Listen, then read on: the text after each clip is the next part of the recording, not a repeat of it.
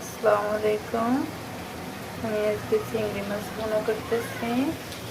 এখানে মশলাটা কষাচ্ছি, পেঁয়াজ, রসুন, নারকেল বাটা, কাঁচামরিচ, শুকনো মরিচ, কালো জিরা,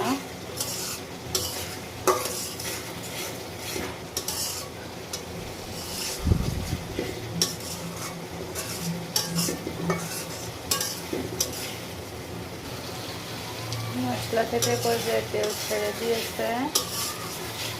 এখন হচ্ছে টমেটো আর আলু দিয়ে দিব।